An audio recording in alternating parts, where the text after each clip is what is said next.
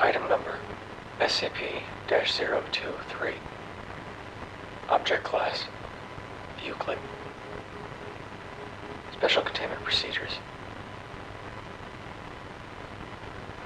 SCP-023 is to be contained in a walled-off intersection of two corridors at site, with at least 3 meters of space in each direction, and false doors at 3 of the 4 ends, in addition to the real door. Security cameras will be placed and maintained above all 4 doors. At all times, SCP-023's eye sockets are to be filled with spherical inserts made of hard rubber. Eye inserts must be replaced as they degrade. Degradation can be monitored by measuring the brightness of the burning effect, as observed by security footage. Brightness greater than 12 candela requires that the inserts be replaced within 12 hours. Eye inserts are only to be replaced individually, and only after the sun has completely set. Personnel are not to look directly into eye sockets of SCP-023 at any time. Following Incident 023-27, all reflective surfaces, including displays, monitors, and eyewear of any sort are not permitted within 30 meters of SCP-023's cell. This includes monitors linked to security cameras within its enclosure. Security personnel posted at checkpoints outside both corridors will enforce and adhere to this measure. Experimentation involving SCP-023 has been suspended indefinitely. SCP-023 is a large, sexless, shaggy canine, 1.5 meters at the shoulder, with black fur. Anytime an individual makes eye contact with SCP-023, either that person or a member of their immediate family will die exactly 1 year after eye contact is broken.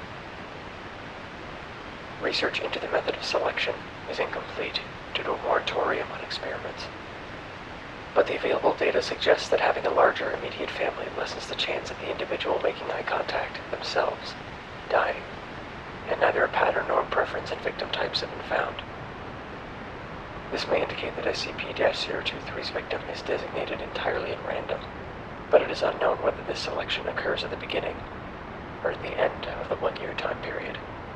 Attempts to terminate an individual who has made eye contact with SCP-023 and their entire immediate family before the 1-year time period has ended. Autopsies of individuals killed by SCP-023's effect show that, while outwardly appearing unharmed, their remains have been filled in with highly compacted ash, including but not limited to all organ systems and the circulatory system. Muscle tissue, bones, and brain tissue universally show signs of exposure to temperatures above degrees Celsius. If not contained in a setting that at least superficially resembles a crossroads, SCP-023 will phase through walls to get to the nearest suitable location, incinerating all materials it passes through. SCP-023 was first brought to the Foundation's attention when it attacked a church while it was in session, killing civilians directly and as a result of eye contact. Following retrieval of SCP-023, Class B amnesiacs were administered to all witnesses and surviving victims. The incident was covered up as a case of arson. Addendum 023-001. SCP-023 broke containment by passing through its cell wall. Refer to Incident 023-01. SCP-023 was later discovered at the intersection of 2 corridors elsewhere on site. Agent noted SCP-023's similarity to a Special Containment Procedures for SCP-023 updated. Assistant Researcher issued a reprimand for negligence. Addendum 023-002. SCP-023 has been responsible for the deaths of personnel and civilians since it was first brought into containment on October 12, 1994. Addendum 023-003. Request for reclassification to Keter pending. Addendum 023-004. Due to both anomalies focusing on specific geographic spaces, their destructive capabilities, and canine appearance, it is possible that SCP-1111-1 may be a variant of the same phenomenon observed in SCP-023, or vice versa. Investigation into the origin of both anomalies is ongoing. Due to the inability to capture SCP-1111-1 for study, investigations are currently focused on SCP-023. Incident 023-27. SCP involved. SCP-023. Personnel involved. Dr. Date. Location site. Timeline of events. 000010. A pair of glass eyeballs are inserted into the eye sockets of SCP-023 by 2 D-Class personnel. 000015. Glass eyes take on an orange-red glow, similar to what SCP-023's real eyes looked like before removal. 000313. Molten glass begins to run out of SCP-023's eye sockets. 000554. Appear on all lenses, windows, mirrors, monitors, and glass surfaces at site. 000612. Evacuation of site is ordered. 065407. Sun visible over horizon. D-Class personnel sent in to check area around SCP-023's enclosure. Gone. Only trace of SCP-023 is a burnt section of floor or in a puddle of colored glass. Personal log of Dr. Date. It's my fault. I've doomed my research team and possibly the rest of the facility. All that's left is to keep trying. We must contain SCP-023. Note: on 1 year after Incident 023-27, personnel were interred in an unmarked mass grave outside site.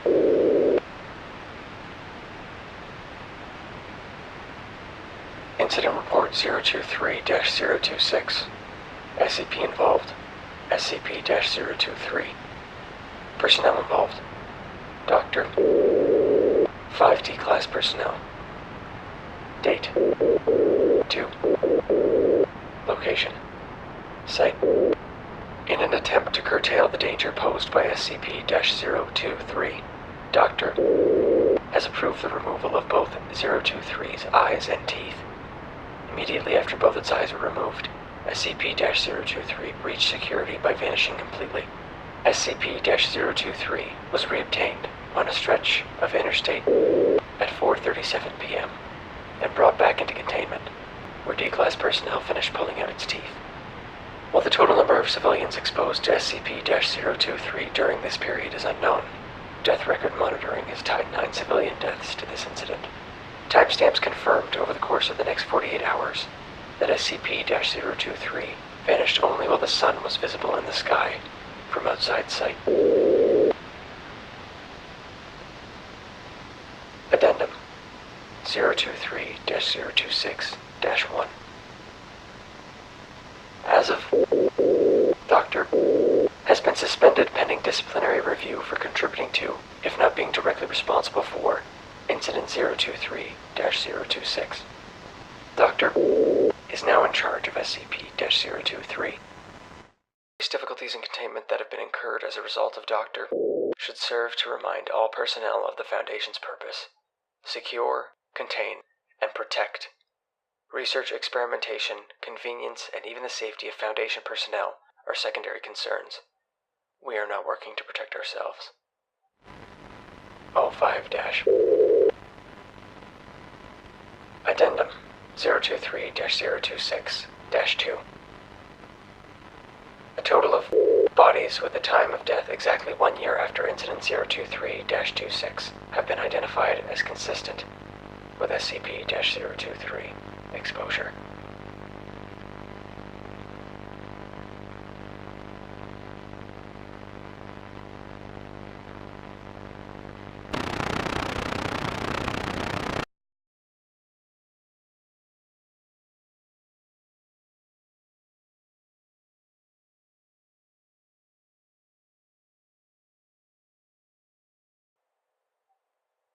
The passions of the dead can be vast and mighty, but we are not all-powerful.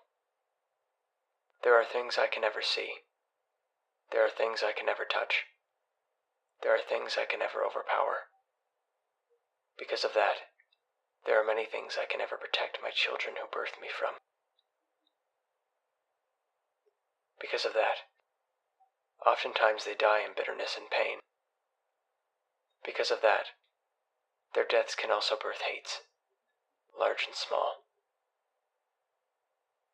Hates are things I can see and touch. I must see and touch them. Because my children who birthed me cannot.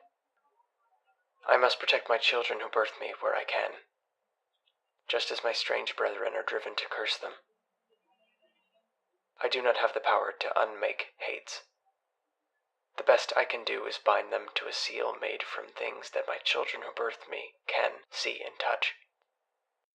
The truth of our nature is all we have and are, and denial of that truth is denial of our power. But, more importantly, my children who birthed me can guard themselves against what they can see and touch. The form of a ladybird beetle or a butterfly is a fine seal for small hates. In a seal of that size, it is easy for me to reduce the power of their curses to almost nothing. The larger seals needed to hold larger hates are more difficult. A hate sealed as a cat can still cause sickness and misfortune. Then there are vast hates, birthed from wars and plagues that killed together many of my children who birthed me. There are few loves vast enough to deny the truth of their nature, but I have tried once. It was a hate birthed out of the smoldering rage in the hearts of so many who died, knowing that their bodies would be burned together in a pit of pestilence and anonymity. I rarely call upon the power of the light that brings life to create a seal, but there was little choice against a hate natured so strongly of death. The weakest part of any seal is always in the eyes, because they are the windows to the soul. My children who birthed me only believe in that as a concept, but concepts are far more real to my brethren, whether they are strange or not, and I, than what my children who birthed me would think of as concrete. To line up the windows is to make an open path between a soul and the most vile curse a sealed hate can still inflict. I used every method I knew to reinforce the seal's eyes, but even then I could not stop it from setting a cause of death in anyone it gazes with. My blessing could only delay the curse's full effects for a single cycle around the light that brings life. My misguided children. Why did you take its eyes?